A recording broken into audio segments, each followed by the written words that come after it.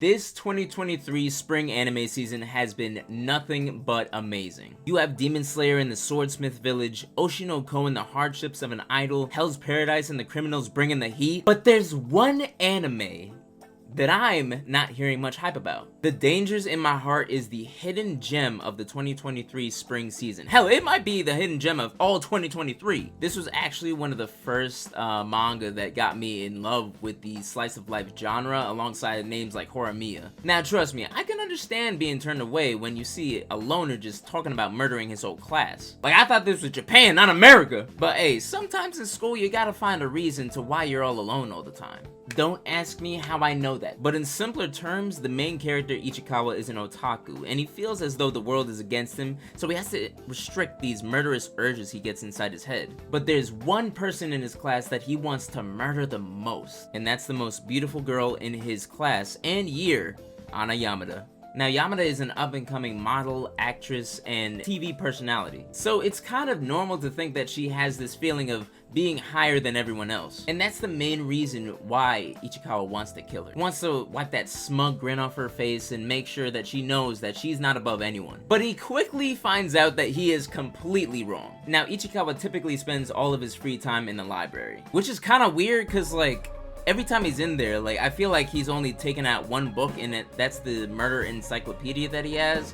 But, like, other than that, he'd just be walking around the library and, like, peeking at the covers and putting them back in. He never reads any books. Why are you in the library? I just remembered. It's probably because, you know, a loner. He wants to be alone somewhere nice and quiet. Ah, man. Bring back memories. But lo and behold, there's someone else who likes to spend their free time in the library. And that's his number one victim, Ana Yamada. But instead of studying or reading books, she's spending her free time chowing down on some snacks. And this ain't just any kind of snacks. This is a lot of snacks. Like, she has a bag of Doritos, like family party size, every single day. You're not even supposed to be bringing snacks into the school, let alone in the library. It becomes like a plot point in like the next few episodes. It's almost confusing how she stays in such good shape. She literally like eats a whole buffet. Even Hara, who's like the plump girl in the class, experiences this like feat in front of her, which actually adds more to her depression and makes her want to eat more. I guess it's good for Kansaki though. But as they spend time in the library, Ichikawa notices that she is nothing but an airhead,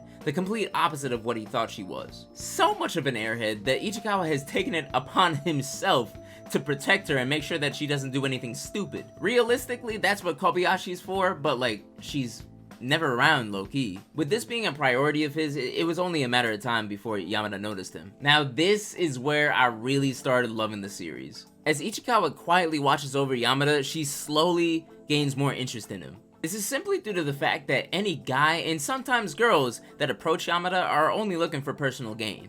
A girl wants to be friends with Yamada only to gain the attention of a certain popular guy, and a guy would get close to Yamada because he thinks he has a chance to score. But Ichikawa actually shows that he cares about Yamada. He sits and listens to her as she goes on and on about her day and her troubles. Even though he gives responses such as and ah, it's enough to know that he's actually hearing her out on things. Other guys would be doing their best to turn it around and be like, yo, what's your bust size? Or like, I saw you on TV the other day, you were hot. And don't get me wrong, Ichikawa is a guy after all, so he has these thoughts. But he keeps them to himself, knowing full well how insensitive they are to her. This is how Yamada grew to like Ichikawa more and more, simply due to the fact that he shows a lot less interest in her than other guys. She needs someone who she can confide in. She has a group of friends already, but she also feels like she can't exactly let it all out in front of them because she'll get made fun of, or maybe she'll even get ignored. Ichikawa simply sits there and waits for her to finish so he can be like her personal yes man. Of course he's gonna give his thoughts on something that he thinks is stupid, like, okay, you're kind of bugging Yamada, like, let's chill out. Over time, they've actually gotten a lot more comfortable.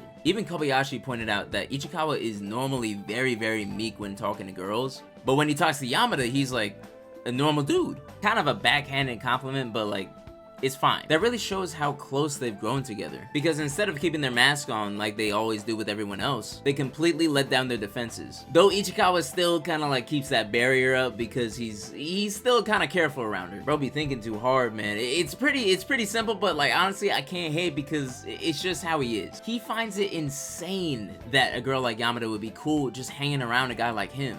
As her protector, he does not want to bring her image down, especially with her position as like a model, actress, up and coming like star. But he should really know by now that Yamada is not the kind of girl who cares about that. She could literally give a rat's ass. She just wants to spend time with her friend. It actually brings me to my favorite part of the latest episode. It was when Yamada was getting hit on by this one dude. Oh, I hate this guy so much. He's like literally the spawn of Satan in this manga. But he's a popular guy, like a kind of womanizer, and he's like reaching out to Yamada, like saying like, oh, we should hang out, like what's going on? And Yamada is really just like, bro, like, I really don't want to hear this. I know what you want. I just want to go home. Please let me go. And later on, when Yamada and Ichikawa are in the library together, they have this moment where they're getting real close. Oh my gosh, I was like kicking my feet. But from outside, it kind of looked like they were kissing. And that's exactly what the popular guy saw from outside. And Ichikawa saw him from outside, seeing them from outside. And it was just like, oh no! So Ichikawa came up with this narrative that Yamada was using him in order to keep distance from that guy or any kind of popular guy who just wants to get with her for their own personal gain. So if they thought that she was with Ichikawa, then they would be like, oh, I lost my shot, that's all him. And Ichikawa did not appreciate that. He thinks he's some kind of plaything. So in that instance, he thinks, you know, let me just not mess with her anymore. I have to say, I have been in that kind of situation before, and it does not feel good at all.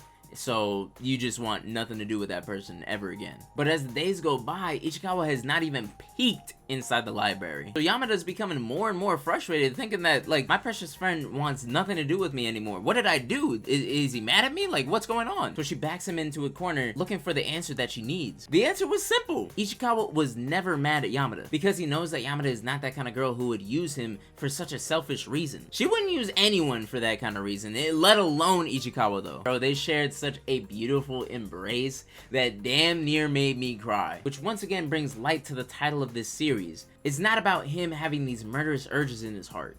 It's about him finally finding love for this girl. Hey, it might not be for everyone, but if you have the time and you just want an anime to watch, please watch Dangers in My Heart. It is truly the hidden gem of this season, and I feel like everyone needs to give it a shot. Thank you all for watching. Love y'all. Take it easy. Peace!